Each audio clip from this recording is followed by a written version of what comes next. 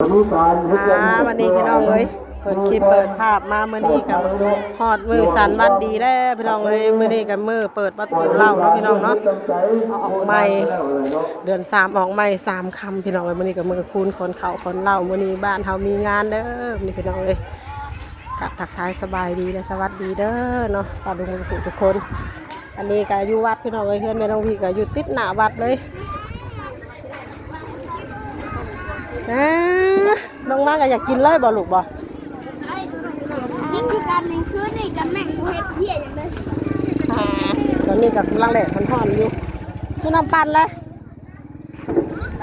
ยังว่าได้ไปฮอดใส่อยู่ก็อยากน้ำเดี๋ยวบาดนี้โอ้หางลงมาเตือนกินนี่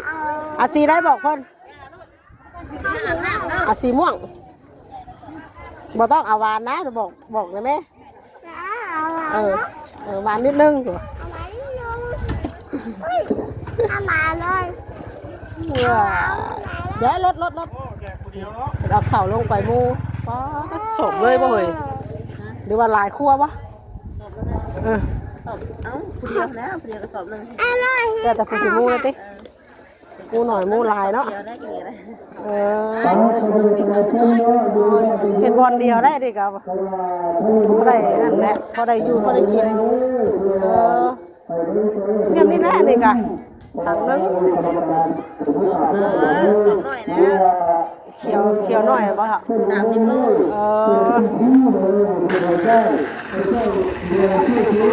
มาแต่บ้านนี่บอก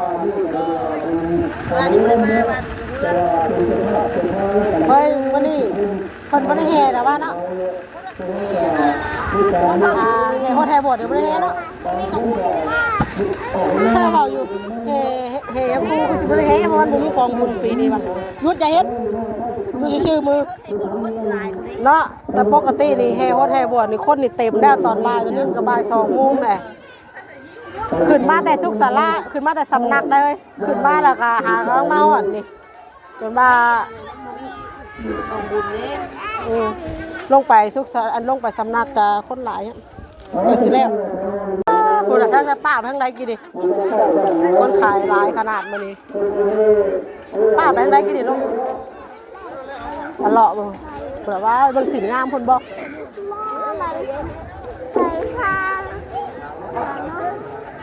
ขายกว่าขายงานบุญใหญ่เนาะนี่กะซ้ำอยู่หรอกงานอยู่ในเมืองจะลองเลยคนมาขายเครื่องนะมีเสือมีผ้ามีแพมีสินใหม่งามๆคนละพี่เว้ยโดยติดเข่าก็ไม่อีกเนี่ยโดย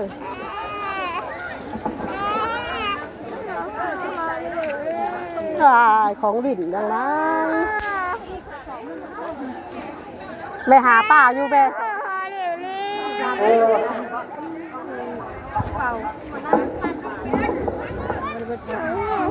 เขาเหมือนมาแทนนะกินไม่ออกไม่ได้ใครในแต่เลินวัดก่วงพี่น้องเลยแต่บางคนนี่ก็ยังสีโบราณคือปีเก้าคนขายสิไลใช่เอาแต่งโอ้บอกปุ่งกันเลยชื่อนี่ให้เลยบ่ต้องเอาของเล่นเด้อชื่อนี่ให้เลยบ่ต้องเอาของเล่นเด้อแต่นี่มันคือลมต่ำแท้อันนี้มันคือลมต่ำแท้เฉยมันอยากวัดโอ้เอาของเล่นบ่เอาบ่แล้วเด้ของดินนี่เนาะเอาของดินแต่แอบปุ้งนี่บ่ต้องเอาเด้อชื่อของกินเมื่อกี้นี่ว่าอยากของกินซื้อให้แล้วว่าอยากได้ของดินลายใจเด็กหน่อยเนาะลายใจนี่เด็กหน่อยนี่โอ้ขาดไปแล้วโยลมบัดเลือกมาถึกใจอีกบาทนี้ลายเกินใช่เถอะก็จะแม่ก็รู้เนาะพี่เรางามกว่าย่องเราอยากได้เงิน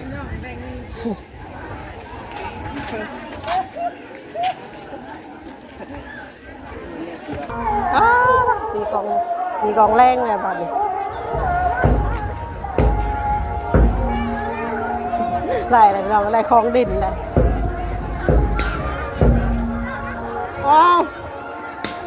อย่าเลยงามแต่โหอย่าไปจับโบเบิงคุณใส่มาได้หรอกมันต้องจับของลูกบ่เดี๋ยวว่าสิใส่เองนะยาไม่แต่จะคิดว่ะ เอาลูกเลยนี่ เอาลูกเลยลูกอยากได้เลยแม่มันซิดเล็กมันเขาตั้งเขาไล่แต่แขนเดียวด้วย น่าจะแข่งเดียวแล้วเอาลูกด้วย งามเหมือนที่ชายเสื้อผ้างามบิกเฮ้ยมันกันว่าสามารถบุญที่เศร้าเมื่อคืนนี่จะเคยคนขายเลยบ่โคตรแท้มาแล้ว เฮ้ยเท้าดูเยอะอยากได้น่ะดูอยากได้เท้าดูอยากได้ ดีบอสตัวใหญ่ ลูกอยากได้ดิเอ้ยนะเท่าไรบ้างกี่ดีนะเอ้ย150,000ปุ๊บแตนเดียวดูดบ่ แค่หนึ่งถึงวันที่ แบ่งเอาบ่กินบ่ครับก้อยกินบ่เขาบ่อยากเลยเดี๋ยวพ่อแกะเด้อขึ้นเฮือนก่อนเด้อจังแกะลูกเด้อขึ้นเฮือนก่อนเด้อโดยล่ะขึ้นเฮือนจังก่อนให้เป็นสิเฮ็ดบ่เพิ่นเด้อให้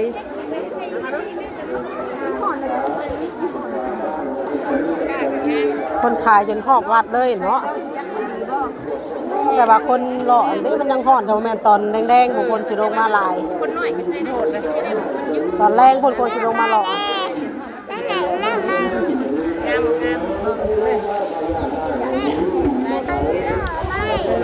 สาบานน้องบิวตี้2-3 มื้อเลยตั้งแต่ค่ำนึงโหมื้อนี้มื้อสุดท้ายเนาะมื้อนี้เป็นมื้อตักบาตร เอาทั้งทองนั้นค่อยแล้ว แม่เบอร์อะไร ได้เฮลเทียงเอาจนได้บ่ เพียงนะสิเอาชิ้นจะเบิ้ลมาขับมาช้อง อย่างก็เอาซองย่างว่าพอจังรุ่นหายละ มาขับมาชื่อถ้วยซองนะน้ำมันจานดีมาใกล้ๆเนี่ยไหน เสียงใหม่ก็งามขนาดเอ้ย ป้าว่าคือเจ้าตัวนี้คนละ โอ้คือดีชีกระตวดอยู่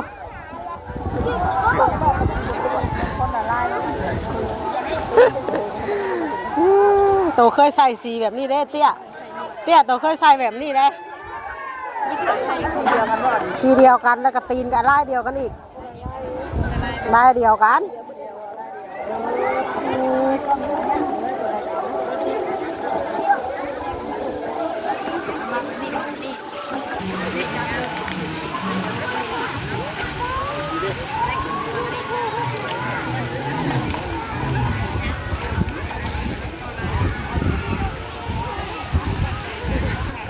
คือมีลมมาละบัดนี้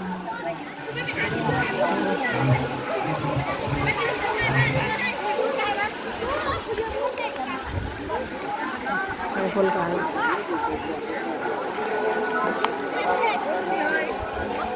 โอ้ยเนาะจดเมื่อยยังเลือกบ่แล้วอีกอยู่เลยกับสินนี่เนาะพอสิสึกใจถ้าบ่แม่นแม่ค้าใจดีแน่ๆเพราะแห้งสิโตแม่ค้าใจดีซื้อได้เนี่ย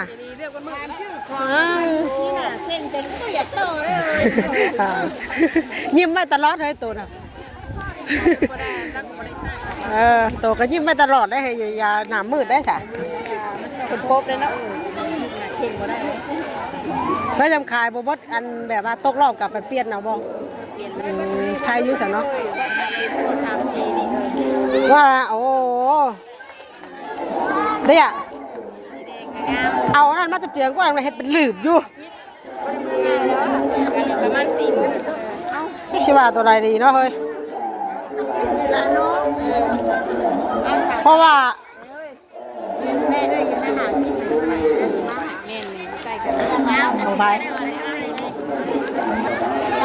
มาทางนี้กันการทำธุรกิจน้องเลยทางนี้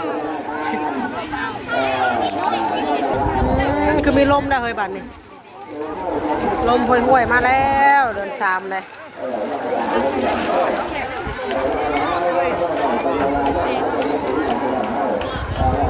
มีแถ บจากคุงงานได้นี่ก็มักกุ้งไก่นี่พี่น้องเลยงานใดงานนั่น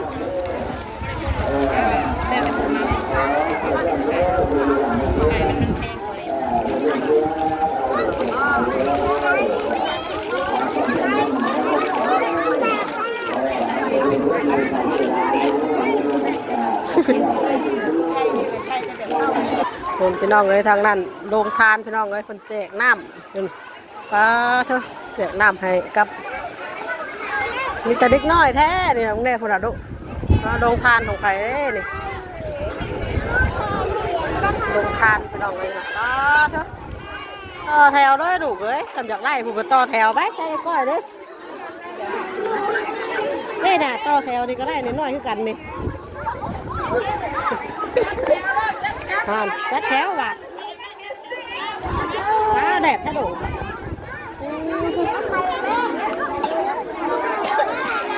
ลงทาน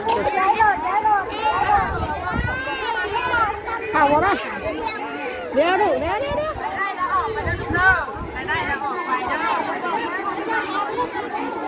เอาพี่มาไอ้ลานแน่เอ้ยเข้าบ่ได้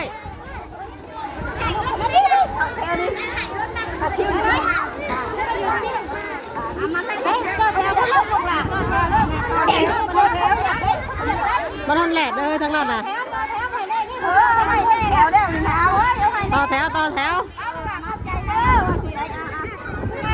ต่อแถวต่อแถว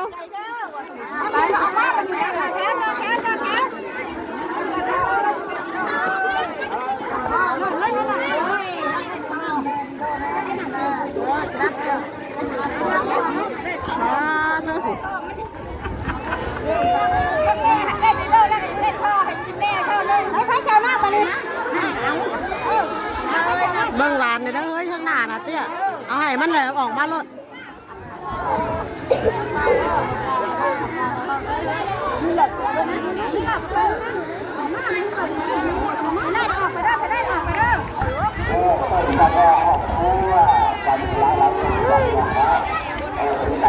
เล็กน้อยขนาดพี่น้องเลย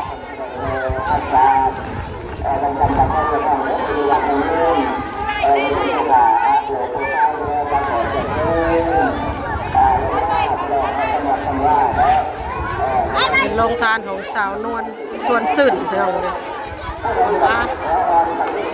แต่ว่าคนบ่ลายซื้อแล้วหน่อยนี่คนบ่ได้ลายปานไหนอ่ะ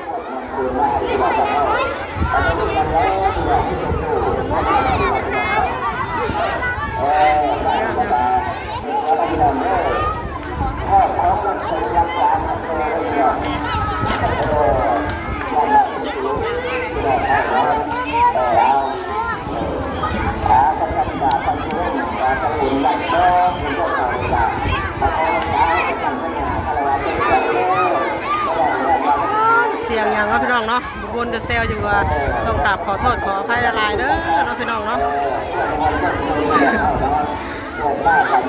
พี่น้องเอ้ยคลิปนี้ก็จะประมาณสำนีเด้อเนาะพี่น้องเนาะไม่น้องบีก็จะจบคลิปไปสำนีก่อนพี่น้องเอ้ยเดี๋ยวพบกันในคลิปต่อไปเด้อเนาะขอกล่าวว่าสวัสดีว่าทุกคนเด้อเนาะพี่น้องบุญบ้านเฮาพี่น้องเอ้ยมวนซื้อกันทักแพ้กันเอ้าระวังตกเด้อคนแจกกันเด้อ